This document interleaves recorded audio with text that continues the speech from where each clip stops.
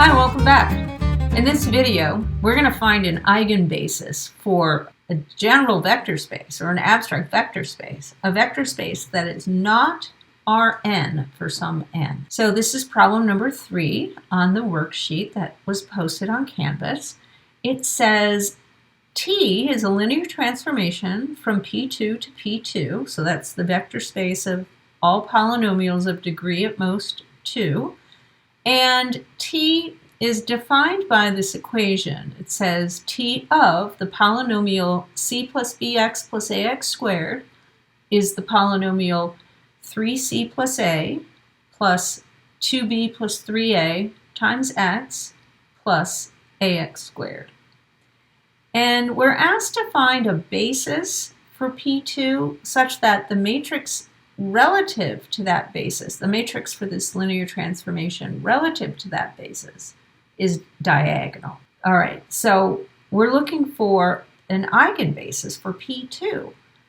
Remember, P2 is a vector space of polynomials, so our basis is going to consist of polynomials, not vectors from Rn. They're not going to be n tuples.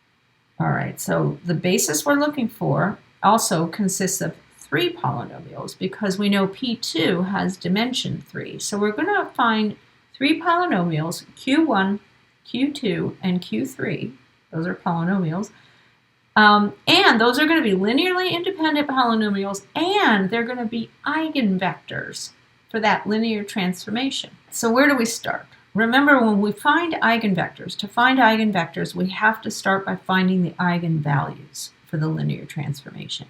And to find the eigenvalues, we usually start with a matrix for the linear transformation. So what we're going to have to do is find a matrix relative to some basis. It doesn't actually matter which basis, because we know that 2 different matrices for the same linear transformation are similar. And we have a theorem, theorem 7.4, that says similar matrices have the same eigenvalues. So all we have to do is find some matrix relative to some basis that represents this linear transformation. Use that to get the eigenvalues, then use those eigenvalues to get the eigenvectors. All right, so the easiest basis to start with is the standard basis. So what we're going to do is get the standard matrix for this linear transformation. So remember, the standard basis, we'll call it B prime, consists of the 3 polynomials 1x and x squared. Now, to get the matrix relative to this basis, the matrix for the transformation relative to this basis, we need to find the images of these 3 polynomials under this transformation. So T of the polynomial 1 turns out to be just the polynomial 3 using the equation above. And then the image of the polynomial x using the equation above, that one turns out to be 2x. And then the image of x squared, the third basis polynomial, that one turns out to be 1 plus 3x plus x squared. I just used the equation, the definition of T above there at the top of the page. All right, so now the images, we're going to get the coordinate vectors for these images relative to that standard basis. So the coordinate vector relative to this standard basis of the image of T1, we're going to get the coordinate vector relative to that basis of the image of x, and we're going to get the coordinate vector relative to the standard basis of the image of x squared. So the first one, T of 1, turned out to be 3.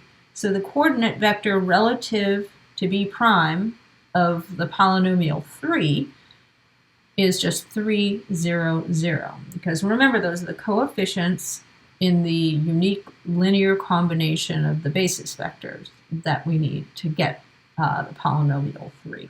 Then the coordinate vector relative to B prime of the image of x is the coordinate vector relative to B prime of 2x. Well, that's just the vector 0, 2, 0. And then the last one, the coordinate vector relative to B prime of the image of x squared is the coordinate vector relative to b prime of the polynomial 1 plus 3x plus x squared. So that's the vector 1, 3, 1, the coefficients in that linear combination.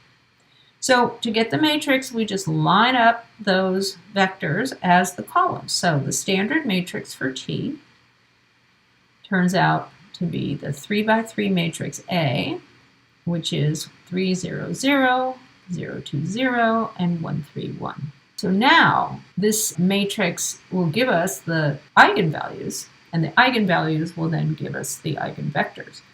So typically we have to set up the characteristic polynomial, P of lambda, by taking lambda times the identity matrix minus A and taking the determinant. But for this particular matrix, we kind of lucked out because it's an upper triangular matrix, so the eigenvalues are sitting right on the diagonal. So we don't have to find the characteristic polynomial. So we have 3 unique eigenvalues, which is good because we know that then we'll have 3 linearly independent eigenvectors. So our eigenvalues are 3, lambda 2 is 2, and then lambda 3 is 1. So now to get the eigenvectors, we're going to do it the way we usually do. We're going to take the 3 by 3 matrix lambda I3 minus A for each of the lambdas and find the null space. So for the first one, 3 times the identity matrix minus A is the matrix, so the first entry is 3 minus 3, so it's 0, 0, 0, negative 1. The second row, we're going to have 0 minus 0, and then 3 minus 2, and then 0 minus 3, which is negative 3. The last row is going to be 0, 0, 2. 3 minus 1 is 2. All right, so now we have to find the null space of that, and we do that by getting this into reduced row echelon form. So after doing Gauss-Jordan elimination, I get 0, 1, 0, 0, 0, 1, and then a row of zeros. So the null space consists of all vectors in R3 that look like this. x2 has to be 0, x3 has to be 0, and then x1 is a free variable. So we can use a parameter. So the null space is all scalar multiples of 1, 0, 0. Well, that's the coordinate vector for the first polynomial that we're looking for. Remember, the eigenvectors are not going to be vectors in R3, they have to be polynomials in P2. So using that coordinate vector, the polynomial we're looking for has coefficients 1, 0, 0 in this linear combination of the standard basis polynomials. So Q1 is the polynomial 1. All right, we found the first eigenvector, Q1. Let's find the second one. So for lambda 2 equals 2 and lambda 3 equals 1, we're going to set up the 3 by 3 matrix 2i minus a. That one is negative 1, 0, negative 1, 0, 0, negative 3, 0, 0, 1. Getting into reduced row echelon form, we get the 3 by 3 matrix 1, 0, 0, 0, 0, 1, and then a row of zeros. So here we have x1 is 0, x3 is 0, and then x2 is our free variable. So the null space is going to be scalar multiples of 0, 1, 0. Well, that's the null space. That's in R3, but that's just the coordinate vector relative to the standard basis of our second polynomial, the second eigenvector, Q2. And so we can write Q2 is 0 times 1 plus 1 times x plus 0 times x squared. So Q2 is the polynomial x. All right, so let's get the third eigenvector using lambda 3 equals 1. We get the 3 by 3 matrix 1 times I3 minus a, which is negative 2, 0, negative 1, 0, negative 1, negative 3. 0, 0, 0.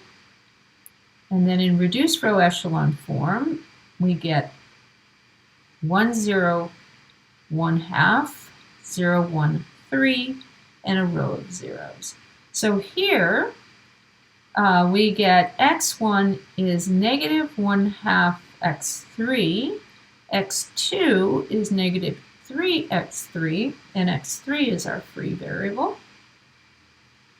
So the null space consists of scalar multiples of the vector negative 1, negative 6, 2. So to avoid fractions, I used the parameter t equals 2, just so I didn't have fractions. All right, so that's the coordinate vector for the third polynomial relative to b prime, q3. So q3 is negative 1 times 1 plus negative 6 times x plus 2 times x squared. So q3 is the polynomial negative 1 minus 6x plus 2x squared. So we've got our basis of eigenvectors. So the basis we were looking for consists of the polynomials 1, x, and negative 1 minus 6x plus 2x squared. All right, that's an eigenbasis for P2 because those are eigenvectors for the linear transformation T. And then the matrix for the same linear transformation but relative to this basis turns out to be diagonal, and the diagonal entries are just the 3 eigenvalues in corresponding order. So 3, 2, 1 are the diagonal entries. All right, so in order to find eigenvectors for a general vector space or an abstract vector space, you start with a matrix for the linear transformation relative to the standard basis. It's the easiest one to get. You use that matrix to first get the eigenvalues for the linear transformation. Then you use the eigenvalues to get coordinate vectors for the eigenvectors that you're looking for. And then you have to remember to convert from coordinate vectors to vectors that are actually in the vector space that you're talking about. So we will do more examples of diagonalization the next time we meet, and I'll see you there.